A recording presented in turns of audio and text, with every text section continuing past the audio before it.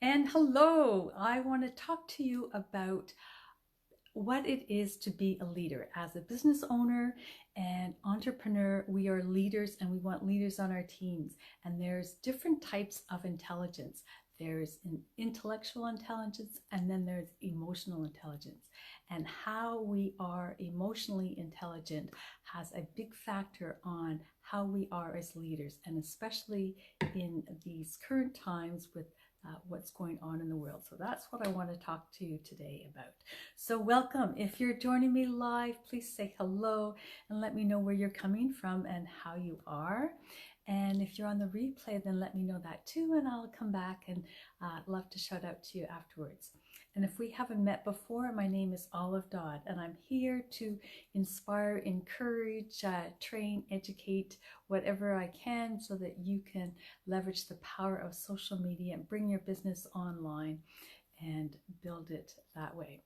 So welcome. So this is a really interesting topic, and it's also interesting that I planned this topic months ago, like about a month ago. I had it scheduled and I picked it up this morning and I thought, oh wow, in light of the world events right now with COVID-19 virus, that this is a very good topic for today. So it was just synchronicity that brought it all together. So emotional intelligence. So what is that? So we're all creatures of emotions, and what happens when we are a leader? So it's being able to, what does emotional intelligence mean? It's being able to monitor our own feelings, the feelings of others, so that we can identify, understand those emotions and regulate them and manage them as we go. So manage the feelings, manage the situations, so that we can have good interpersonal relationships, and have good leadership during times of difficulty and conflict. And we have an ability to adapt to change, and so elicit trust. So these are all, good qualities of a leader, and it's all not necessarily, intelligence, but it's emotional intelligence. And in the book by Daniel Goleman called Emotional Intelligence, he talks about, leaders, and that some of the top leaders in organizations, 85% of their competency is because of emotional intelligence.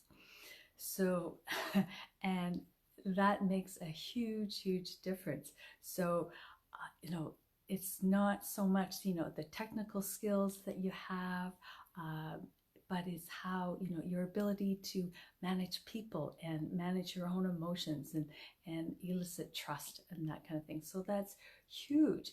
So one of there's 3 tips that he has for you. So one is not to let people antagonize you. The trick is to respond and not react. And of course, that's so true. That reaction is, you do something as a knee-jerk reaction to a situation, and then you regret it later. You have to go back and apologize, and that's giving away your power.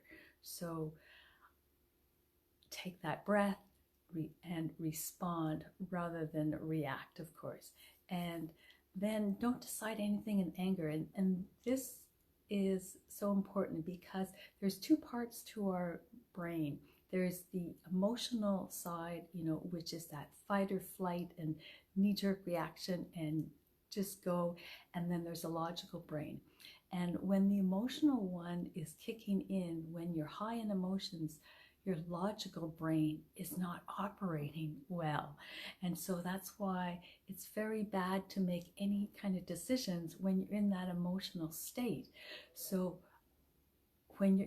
it's recognizing that you are emotional, and especially like for me, if I'm tired, then my emotions kick in, and I have always said to myself that I won't make big decisions when I'm tired, because it's just not working for me. And you wake up the next day after a good night's sleep and you have a totally different outlook on things, and things become clearer and more obvious as to what to do.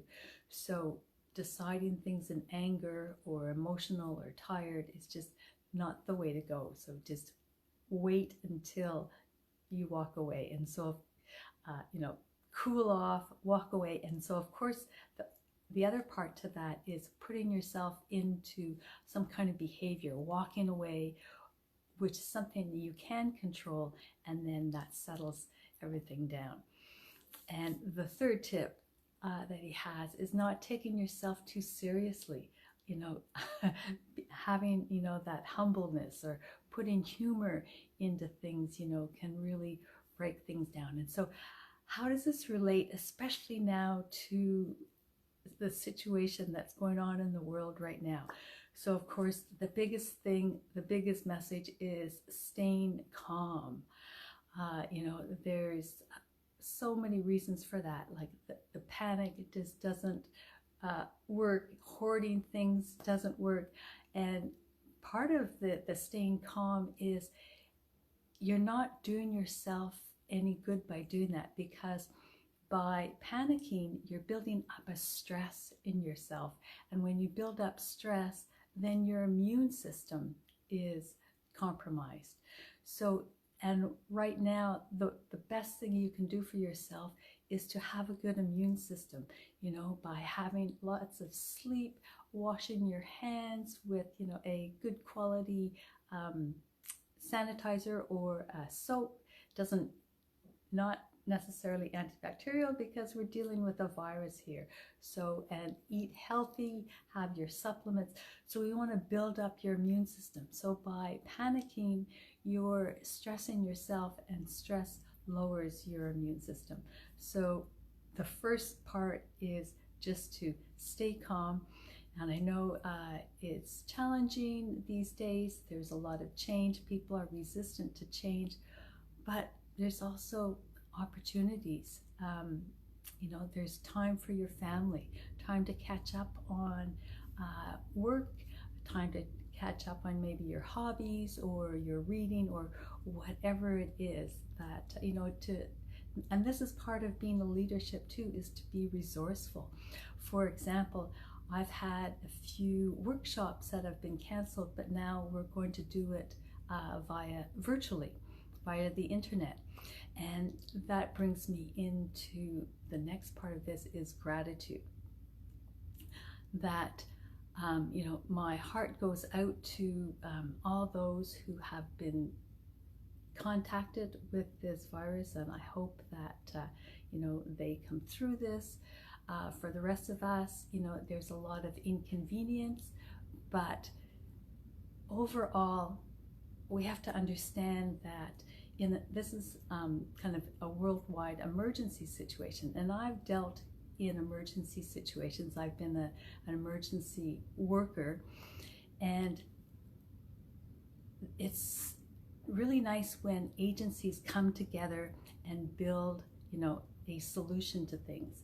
And right now there's an emergency management plan that's been put into action, and it's really wonderful that all these agencies have put together this plan in advance, so that now that things are happening, they just go through the plan.